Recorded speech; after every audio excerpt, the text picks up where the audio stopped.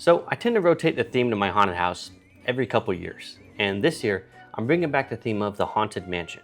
And with that, I really wanted to try and incorporate one of the effects they have into my own haunt, and that's the effect of the Watchful Busts, or staring bus. If you've ever been on the ride, it's that effect that when you're walking down the gallery hallway, it looks like those statues are staring at you as you move left to right.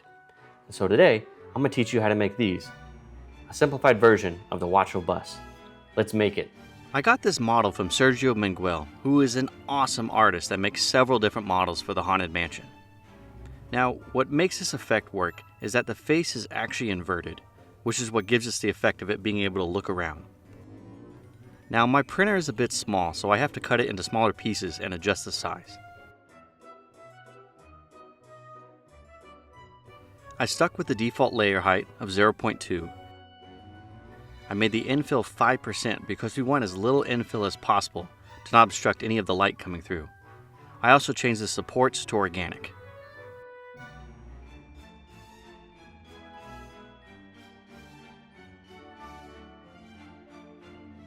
We got our bust printed out, and you see there's a little bit of problems with it. So we have some delamination right here for it, so we have to kind of fill in all these gaps.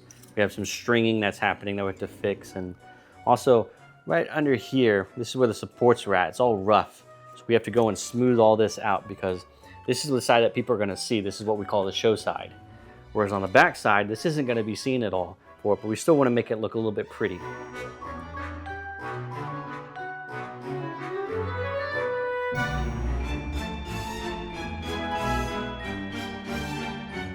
So what I noticed when we were cleaning this up is that there's a little bit of holes inside of here where the layer didn't quite go all the way across. So what we're gonna do is when we fill in this gap with resin, we're also gonna go over this to make it nice and smooth with resin as well. For filling in our print, we're going to combine baby powder with white resin to make a paste that we can apply to our print. You want the consistency almost like yogurt for deeper parts and peanut butter for surface fills.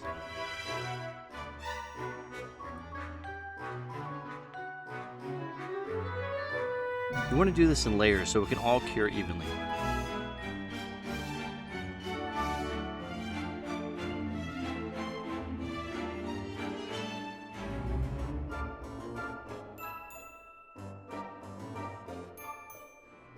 I put some gray resin mix here just to show you why we use white resin.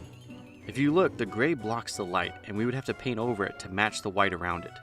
But the white blends right in and we don't have to do anything else to it.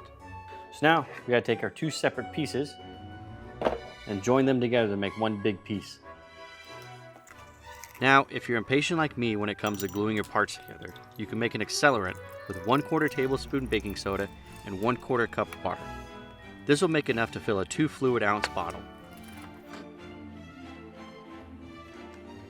To work, put the super glue on one of your parts and spray the accelerant on the other part.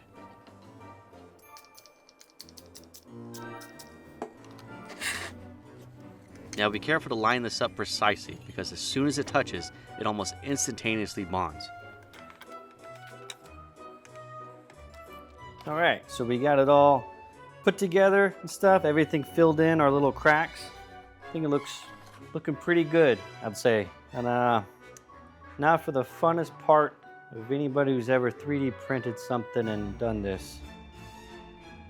Sanding. When sanding your prints, keep an eye on them as you don't want to sand too deep and ruin the infill. Then we have to do the whole thing all over again.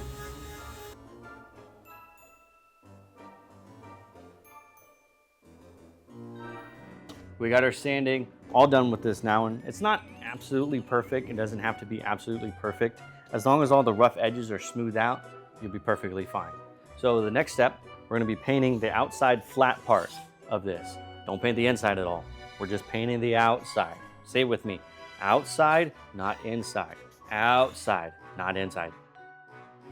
Now to help not get paint on the inside, you want to keep your brush flat. Otherwise, the paint gets on the inside, and trust me, it is a pain to try and get that out of this. All right, now that we have both sides painted black, we're ready for our next step, which is to make a box to contain our lights and everything inside of here. We have our top and bottom piece, our back piece, and our two side pieces. Now, you want to add your lights first before you assemble it, just in case you have to adjust your lights. It's a lot easier to do it now versus when it's all together. So for our lighting, what we're going to use is this. It's basically a flexible array of LEDs spaced 1 inch apart from each other with an adhesive on the back. To get a more accurate placement, line the edge of the LEDs with the edge of the wood and use your fingers to kind of help guide it into even placement.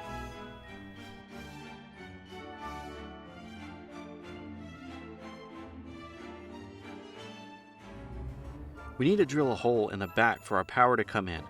Now with most LEDs, there's little lines on them that indicate where you can cut safely and all the LEDs would still work. So we're going to cut along this line.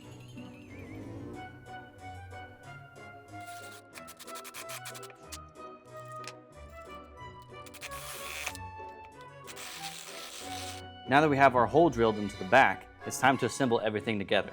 When assembling wood pieces, the wood glue is what's actually there to keep everything bonded together. The brad nails are just used to keep it in place until everything dries. Now the reason why we only did the sides and the bottom of this box is because we still have to wire up this LED on the inside.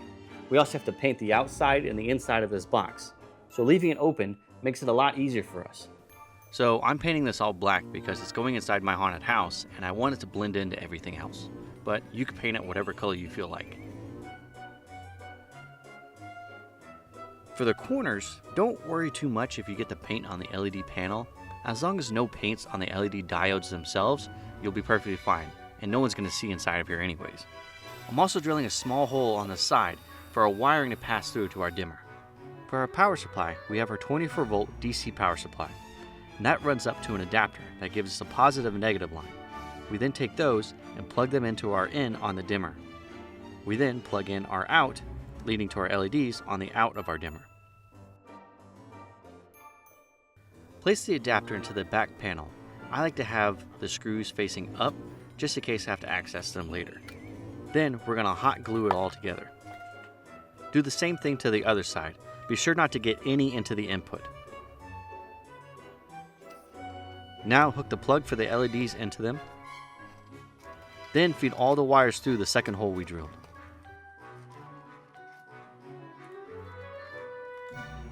Now attach your dimmer to the outside, above where we push the wires through.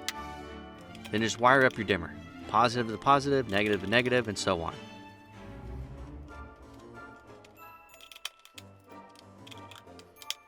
Now we can attach our front to it to seal it all up. To attach the front, I use flex glue, but you can use any other type of adhesive for it. Then use painter's tape to keep everything together until it dries. This will take normally about a day. So with everything dry, we can start working on our frame. And I know what you're thinking, the bus in the Haunted Mansion, they have the archway type frames. That's correct. But we're doing a simple version of it, so we're just gonna make a basic rectangle frame. I made my frame slightly bigger than the box because this is gonna be recessed into the wall and it'll help hide the gap there. To give our frame a more old look to it, we're first going to spray it with brown spray paint. And make sure you have a full can before you do this because I ran out halfway and had to run out and get more. Finish it off with some metallic paint.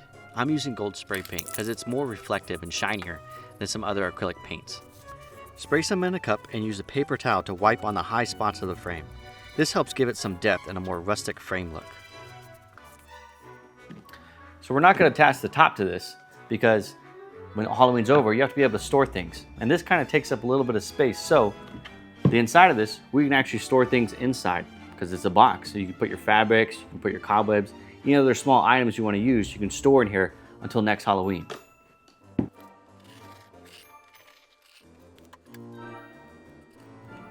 Lastly, attach the frame to the box, and there you go.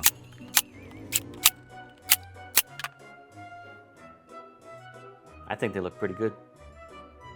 But let me know what you guys think. And if there's anything else you want to see me make, let me know as well. Until next time, remember, if I can make it, you can make it. See you guys.